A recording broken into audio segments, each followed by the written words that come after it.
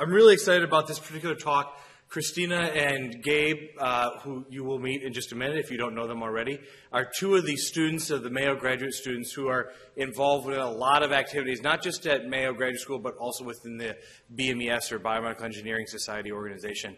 And there's been an initiative run out of Mayo for a very long time that has to do with sustainable medical equipment globally.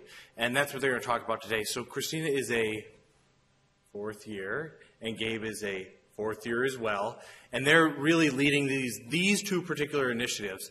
And I'm really excited to hear about it. The most important takeaway message is it's an opportunity for other engineers in the southern Minnesota area to get involved. And that includes those students in Mankato that I'm hoping are watching right now. There's opportunities to get involved with this organization and contribute to like a project that will have global impact. It's really, really exciting work, and they're going to talk about that today. So I'll give it to them.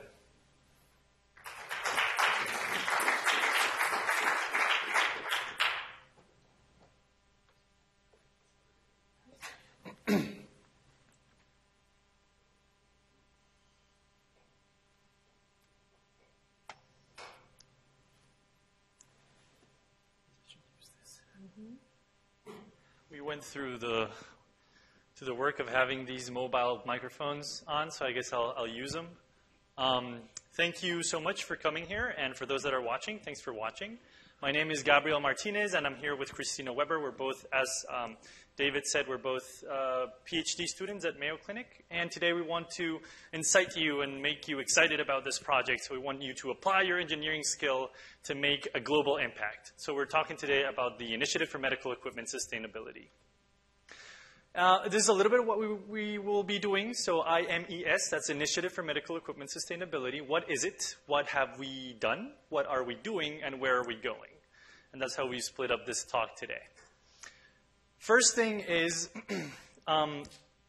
this is a chart from the Catholic Health Association of the United States. But the point here is that there's a lot of tons, 600,000 is a lot of tons, of medical equipment that either gets disposed or donated from, let's call it, the developed world or first world countries.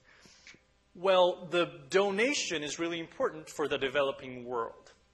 The problem, however, is that there is a lot of literature out there, and there's awareness that a lot of this medical equipment that's donated is not in use, and there's a disconnect there. That seems weird. And we see the Atlantic, for instance, said that there's an inadequacy of donated medical devices to Africa. And here we have a Time article of why 40% of donated medical equipment goes unused in poor countries. So there's something wrong here.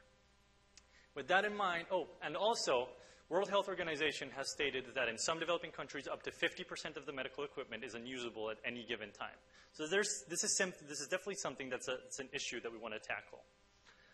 So, here is a table where we are seeing two things. The first thing is that there is actually little data on how this medical equipment is being used.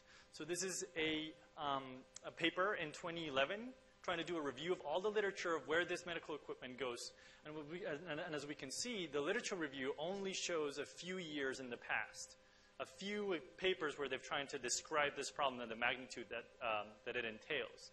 But what we see here is a lot of developing countries and how their percentage of pieces or medical equipment that is out of use is unsettlingly high. So we're talking about 40%, 30%, 18% of all their pieces are actually not being used. So that beats the purpose of donating. So with that in mind, 2009, students from Mayo Clinic and funded through the Clinton Global Initiative, decided to go to one of these countries, El Salvador, and figure out what's wrong. See what's going on there. And that was 2009, and here are a few pictures of the people that went. 2011, there was a second trip, more focused now on endoscopy equipment. All right, now we know what's going on with this particular equipment. And with that, the main focus of the group was established, and that is a focus on sustainability. These students that went down to El Salvador figured that there was a need for preventive maintenance of the equipment. The equipment was being placed in drawers and not being used. Part of the reason was because it was it fell in disrepair. And part of the reason for that was that there was no preventive maintenance on the equipment whatsoever. So any little issue becomes larger and larger, and then it falls in disrepair, and then you can't use it. There's also little access to the resources necessary to generate and to do this preventive maintenance and diagnostics and repair of the equipment. And with that, this is the mission statement that we came about ourselves. So we really want to empower healthcare professionals in developing countries through outreach focused on device sustainability. And as David was saying, we've been, BMES has been a huge help in this endeavor. So if we continue through the timeline, 2015, there's a reassessment, all right? So now we know what the issue is, now we know what we are. And now we know that we want to work with endoscopy. So 2015, there's a reassessment trip to figure out how can we make a dent in this problem. Followed by a 2016 training trip, which we'll talk about soon. And this is us now implementing some of the solutions that we came up with after these needs assessment trips. And finally, last year, we started a second project in Belize, also in Central America. This is a separate project, but also again, in line with that mission statement that I just described. So, this is pretty much the summary of what we have worked upon throughout this trip, throughout these efforts, right? So this is the strategy that we've been going, devised. So basically, we start out with establishing in-country relationships. That's the first important step. Once we know people in the country, then we go in and assess needs locally. So we travel to the places, we see what the issue is, we talk to the people, we talk to the technicians, to the clinicians, figure out what's wrong and how we can address the problems. We then come back, the team gets together and we explore different solutions, and then eventually we figure out a plan.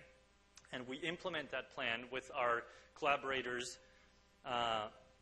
in country and gauge impact, see what we're doing. And I do want to make the point here that what we're going to show you now is how these steps were carried out in our efforts in El Salvador. And the slides will be color-coded in the way that it resembles this overall strategy. So, you know, yellow, blue, red, and green for all these different steps. And we're going to go through them for El Salvador, and that's what's coming up. So, August 2009, that's when the El Salvador project started, and you know, that's where it is. It's a beautiful country, but it is a developing country, and it has a bunch of these issues that we talked about before. So, yellow, we need people, we need in-country people that know what's going on. And Dr. John Wilson from the Infectious Diseases Department here at Mayo was instrumental to have these connections. And through him, we knew Operation Blessing El Salvador and the leadership from that. And that's our main liaison to figure out what's wrong, to have access to the different hospitals, to the directors of hospitals, et cetera. And that's our way in, basically. There was this first trip, as I was saying, 2009. Students saw the state of the different clinics and the different medical institutions, and we saw stuff like this. So there's a lot of medical equipment that is just stuffed in drawers. They need more medical equipment. They need better access to spare parts. They need the tools to make all these repairs, and that was sort of what came out of this first trip. So there's a huge deal of needs in El Salvador alone. There was a second trip. During the second trip, that was when it was decided that we would do endoscopy. So, actually, Christina is going to talk about this section and how we came about choosing the hospital that we would use.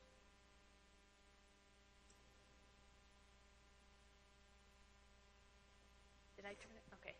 I turned it off. So during this second trip to El Salvador, we really had a focus on endoscopy equipment. We had come across a physician here at Mayo who already had an initiative where he donated some endoscopy equipment to the healthcare system in El Salvador. And so we thought that this would be a really great area to focus in, especially since we have the know-how and resources and people to talk to here at Mayo that we could rely on. During this second trip, we really wanted to get a better picture of the healthcare system because El Salvador has a very different healthcare system set up than we do in the United States. So we actually realized that it's divided into 3 methods of paying: public, Social Security, and private. Obviously, as you progress to the right, it is assumed that you would be getting more and more expensive medical care. But also, there are less and less people that are able to afford private hospitals and private practice medical care in El Salvador. So we actually decided to focus on the public sector so that we could have a larger impact in terms of reaching the most individuals that need procedures in country. Another point that we took out of this second trip to El Salvador, we really wanted to focus on endoscopy. Endoscopy equipment is basically a camera at the end of a long tubey thing that you put into the body. Since you put it into the body, there's definitely potential for some leaks to happen, and you don't want any cross-contamination between patients. And this problem can be avoided with basic manual leak testing and also just normal preventative maintenance. And so this was actually something that was pretty lacking in terms of knowledge. It wasn't because the technicians were not capable of doing it, but it was more along the lines of they weren't educated on how to do this. So they didn't have the knowledge to implement these tiny little preventative maintenance things that could help prevent a large catastrophic failure. Also, just going along those lines, the instructive posters for how to properly clean and maintain these scopes before, during, and after use, those were lacking. And then also just overall maintenance and repair training, and then repair mechanisms that were actually affordable for the healthcare system. Sending out equipment, which oftentimes happens if you don't have an in-house expert.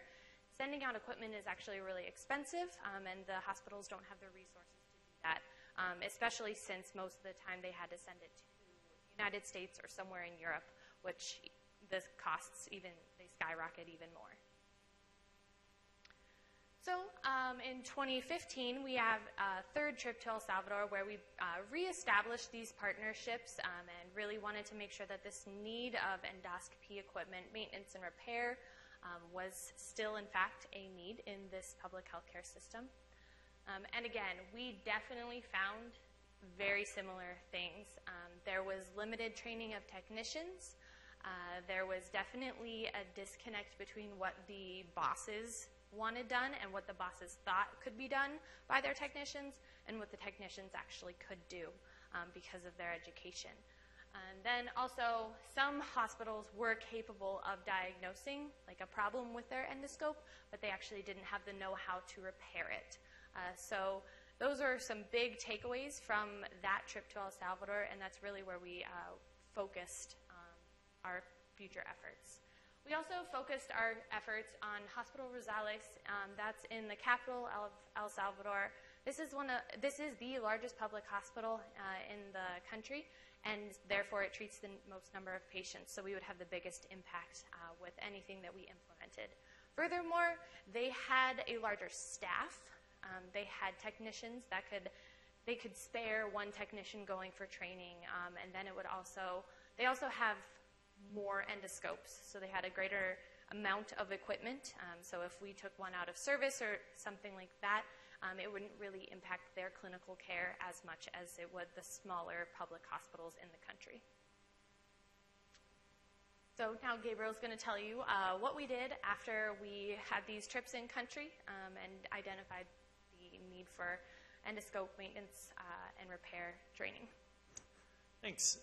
So now we've established our in-country relationships. We've assessed the needs locally. Now we want to come back to Rochester and brainstorm solutions. So we sat as a team and we started figuring out, well, again, our mission is that of sustainability, of empowerment. How do we train the local technicians to be able to do the repairs by themselves? And one of the first things that came to mind was, well, what if people could get this training without the instructor being there? And we thought VR. That seems to be a great solution. This is a hands-on, quote-unquote, hands-on solution. We can have people learn virtually. We can have the expert remotely talk to the technicians, and then they will, sort of hands-on and see him and understand how the repair works. However, as you can probably think, and I'm probably thinking right now, well, this is super, one, expensive. Second, the material doesn't necessarily exist for endoscopy equipment in VR, so that's something that we would have to take upon ourselves. And it's also very non-scalable if we're thinking about, again, developing countries and trying to expand our reach as most as we can. But that was the Kindle, so to speak, to derive the next idea, and that was one of AR. So AR, augmented reality, now we're talking about a technology that's in everyone's pocket, pretty much. A highly democratized technology such as cell phones. So now we have something that everyone has where the instructor doesn't have to be there, and because these places actually are in need of experts that can help out with the repair, then we have that surrogate. We have that virtual instructor. And also we have the possibility of educational material just popping up on screen when you're looking at the endoscope in this case, and being able to figure out where, which part goes where and things like that. This, we still believe, is a great idea. This would completely need for us to do strategic partnerships and to generate material to be incorporated into an AR technology pipeline. And that is something that we're considering for the long term, and we're very interested in people interested in this technology. But in the short term, we thought about a train-the-trainer model. So this is another way to expand impact when you have low resources on the trainer. So in this case, this is just an overall scheme of what the train-the-trainer model looks like. You have the trainer to be sit on a class with the expert, and then eventually starts trading that place with the expert where he's going to take more responsibilities of teaching until eventually he becomes the teacher and the trainer for more trainers to be. And this seems something that was very feasible based on our budget and based on our geographical limitations. So in this case, this would be, the idea would be to educate a local technician and then have that technician go back and then expand that knowledge into other technicians. And that way, he's paying it forward, so to speak. And that's what gave rise to the training trip in Florida just 2 years ago. So we had, as I said, a local technician coming to Florida to this a company called Portoscope that specialized in education and training for endoscopy equipment. We worked with them, and they had a curriculum in set for trainees to understand and to better learn the workarounds of an endoscope. The curriculum included some minor repair, such as preventive maintenance and things that we've discussed before that are important, bending sheath repairs, etc., and also meeting a major repair. So it's a diagnostics, preventive maintenance, a whole package that we thought this would be the minimum for a person, and then a little bit more, to be able to then translate into their own words, into their own culture, and to their own people upon going back to their country of origin. So we, as I was saying before, not only did we deliver the training for the technician, we also thought that it would be great to include damaged endoscopes as the objects of training throughout the training, so that not only we would get a trained personnel, but also repaired equipment that could go just straight back to the hospital and be used right away. So we did that. And because we're thinking about perhaps coming up with our own education material for AR technologies, for instance, so we were able to make a deal with the Portoscope people, and they allowed us to take videos of all the training that we got so that we can include into some AR or some educational material that we would come up that we would edit on our own. And finally, you want to assess whether or not this is useful. So we also came up with an impact assessment plan where we would come back 6 months, a year later after the training and see how things are going. Just by the sake of having new endoscopes, now we could potentially have increased the amount of patients that the hospital could have seen in any given day, but also see how many new people have been trained and how many new endoscopes have been repaired because of the training that we did. So that's part of the impact assessment plan that we devised. So short term, we are gathering those metrics. We want to make sure that we are having an impact in country. And long term, we want to make sure that we take this information, we take all which we've learned and make it so that we can develop curriculum that is applicable not only to El Salvador and not only to endoscopes, but it can be expanded. So we would have educational material for endoscopes that is now available to use for other hospitals in El Salvador and also other countries that might have endoscope problems. But now we have a know-how, now we have a strategy of how to address these issues. And that brings us then, so because of all the things that we've learned from this El Salvador project, and this goes to, I guess, the final part of today's presentation is, well, how are we using that which we've learned to start a new project altogether in Belize? And that just started last year, and Christina will tell you all about it. She was actually in Belize, and she's about to tell you. Thanks.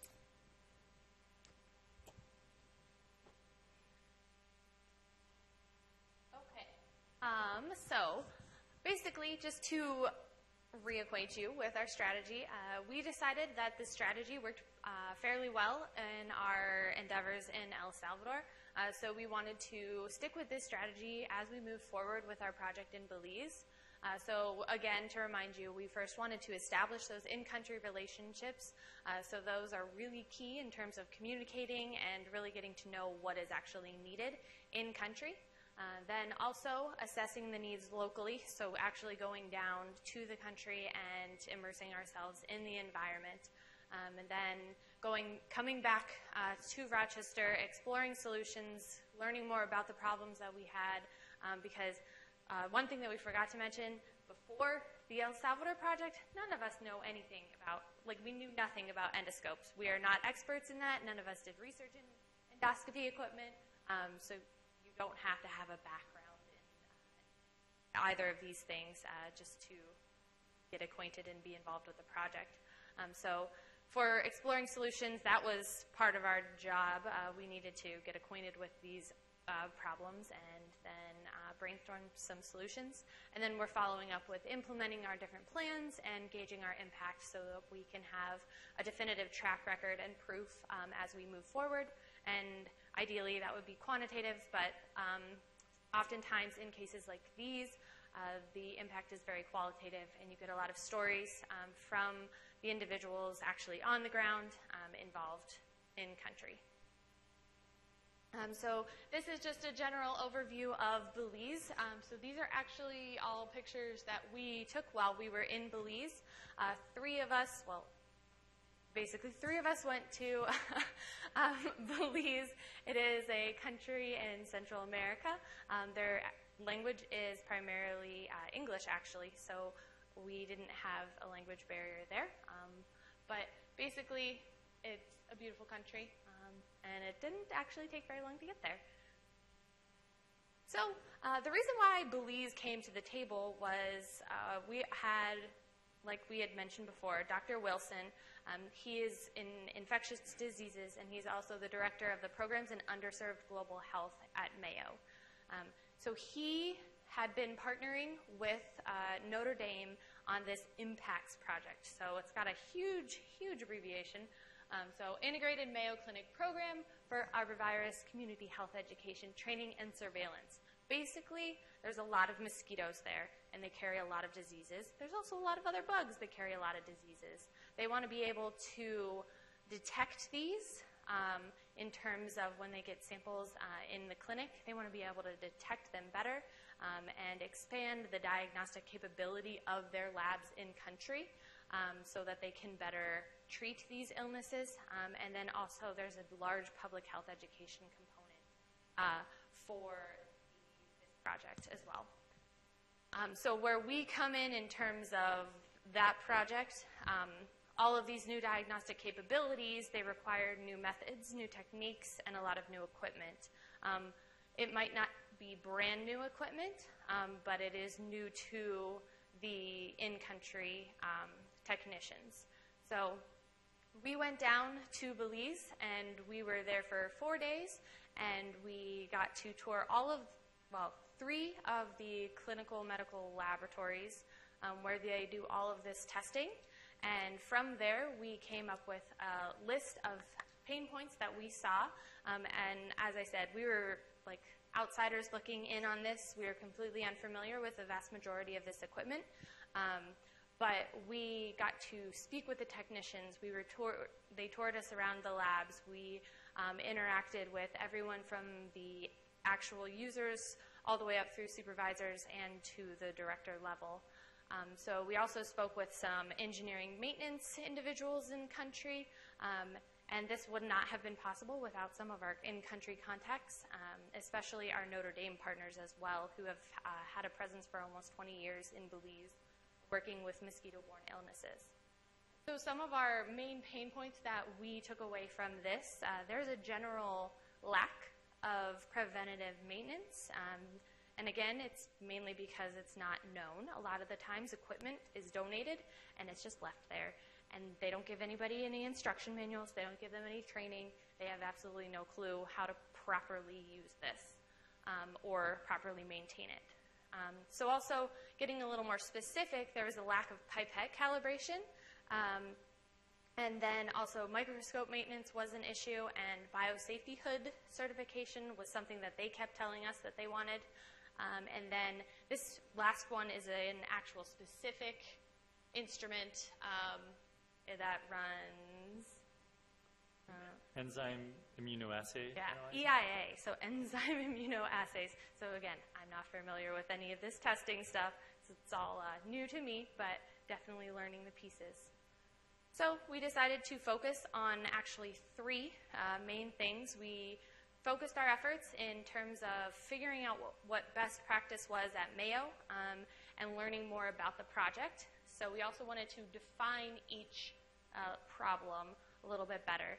So for pipettes, we focused on those because those are imperative that you have an accurate pipette to get an accurate diagnosis for a lot of these tests. So overall, in country, there's a wide variety of pipettes in terms of brands, makes, models. And then actually the vast majority of them are out of calibration. Some of them are visibly not providing the right amount of liquid. So this is a huge problem, and there is actually no expertise on maintenance, calibration, diagnostics, or repair of these pipettes. So going to the next step in our process, we are back in Rochester now, and we're brainstorming these ways to address these issues. So first thing, we talked to a lot of experts here at Mayo and found out what Mayo did. We actually have a third-party contractor who does all of our pipette repair and maintenance. And so they have been a big resource in terms of looking into this problem a little bit more. So we need to look into the current inventory of the pipettes in Belize, a lot of which are currently in drawers not being used because they're visibly bad. So the technicians have just put them in a drawer and then there they sit. We also want to, we've heard a lot of, we would like to buy more things, but we actually don't know what to buy. So having some purchasing guidelines for future use is something that we are looking to develop as well. Again, we want to empower the local technicians and give them that knowledge. So we want to have a technician training that would focus on the preventative maintenance, repair, diagnostics. And then we're still at the point in this project where we are open. So if anybody is an expert in pipettes or would like to help create some educational material, just let us know. Second thing that we identified, we also, in addition to going to all the medical laboratories, we went to the University of Belize where all of the technicians are trained. There we noticed that all of their microscopes, because of the heat and humidity, they were getting a lot of mold, making them completely unusable. So here at Mayo, our gold standard is to have them undergo yearly maintenance at minimum. However, since the training and knowledge is currently unavailable in Belize, this doesn't happen, which is why we end up with lenses. You look through them and you're not supposed to see anything, and that's what you see. So next step was to brainstorm some solutions. Basically, this is actually more of an engineering design problem that we have right now. We need to figure out a way to store these microscopes in a controlled environment that has temperature control and humidity control, most importantly. This will definitely help the in-country microscopes not have any fungus growth, and basically then they can actually use them. So that's a huge thing right now, and it's a big design opportunity. So if anyone is interested in that, let us know. And then some other aspects are preparing a library of some resources, whether it be actually from a company that manufactures the microscope. There's a lot of online resources, but also we have talked with some of the technicians here at Mayo, and if we were to bring a microscope up, then one of our technicians here would help us fix it, and also we would be able to videotape that and then therefore transition that down to in-country in terms of more resources and helping them figure out how to repair their own microscopes. And then this goes back to developing that curriculum for maintenance and repair, maybe like a short course in terms of this is how you should do things and this is how you should not do things. But that's another thing. Third thing that we're focusing on in Belize was the biosafety cabinets. These are useful, well, they're required for cultures. There's a lot of culturing going on in terms of diagnosing a lot of diseases. So they need to have these hoods to keep not only the samples from being contaminated, but from the users and the technicians from the contamination, and then in general the environment. But right now, all of the biosafety cabinets in Belize are not certified, and there's minimal training on how to properly use, maintain, and repair these biosafety cabinets. So back in Rochester, we investigated a little bit more on how these things actually work, and found out that for a biosafety cabinet to be certified, it has to be checked out by an individual who has gone through an extensive training course and who has been certified by this international organization.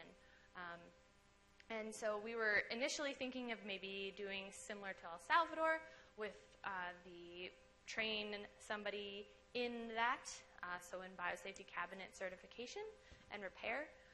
But actually looking into this further, it's an incredibly time-consuming and costly process.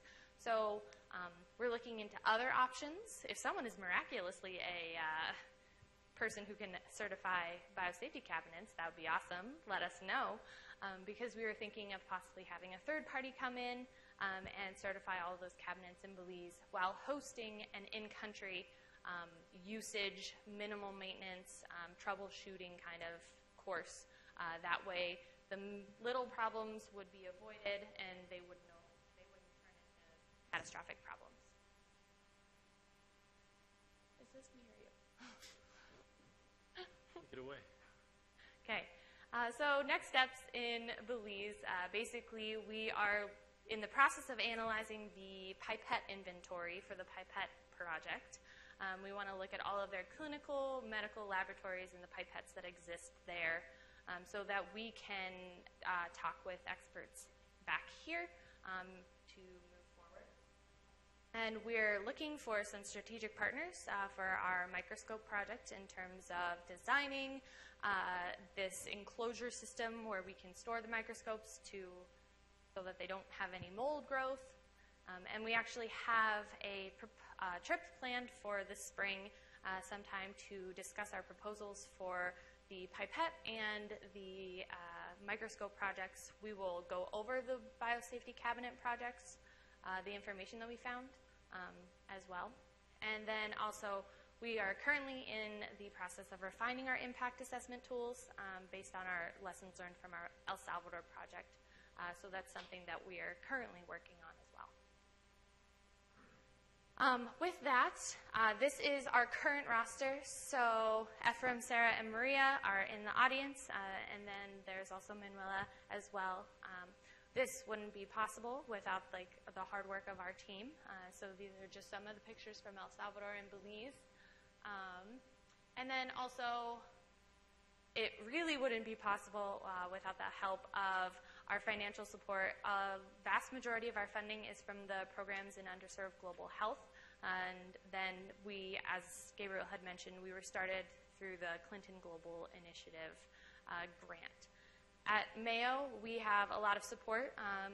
Our physician, on the physician side of things, Dr. John Wilson has been instrumental in initiating these projects and really getting our connections started. And then Dr. Luis Lujan has been really helpful in terms of the more engineering side of things.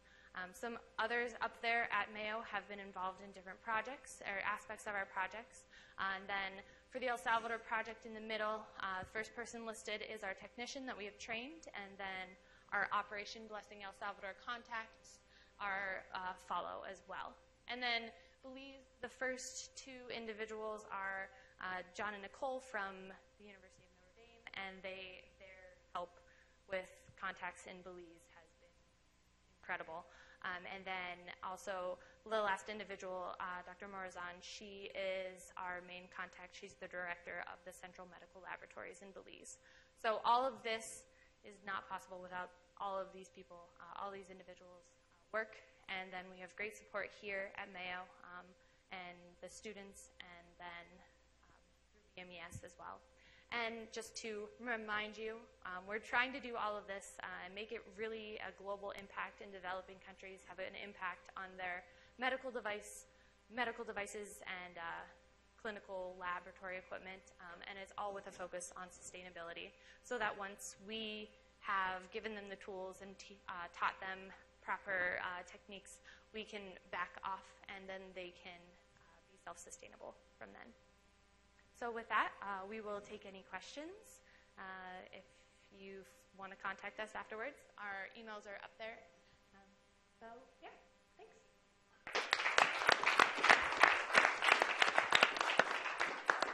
So questions? I'm gonna use the podium for a minute to speak to all the people out there in the interweb. For those of us that are engineers, IEEE engineers, that might have nothing to do with biomedical, it may seem a little daunting to consider something like this. However, this is an incredible opportunity for people who are highly skilled in various engineering disciplines to have a real impact. You don't need to know how to use a microscope to help design the mechanical, the packaging of that system. You don't need to know anything about fungus and yet you can still have an impact on the control system for that. So this is an opportunity for those in our community to get involved with a much larger initiative that will have real impact. For those of you who are educators, either here at Mayo or outside of Mayo, for those of you over in Mankato or another site, if you're an educator and you like putting together educational content, it's a great opportunity to leverage those skills that you have and those resources you have to help put this together. So you don't have to be an expert to get involved. In fact, arguably, these young individuals who are so incredibly motivated didn't have any background in much of this work, and they're having a huge impact. Now, with moving into a second project, they're now having impact across multiple countries, and that's incredibly exciting. So I am going to stop, get off the podium briefly. Any other questions? Okay, well, I will just one more time check out their email addresses. You can email them. If you know other people that are in control systems or mechanical engineers interested in packaging or any number of educators, anyone who's interested in getting involved, please reach out to those people and get them connected up so we can grow this initiative. Let's thank our speakers again.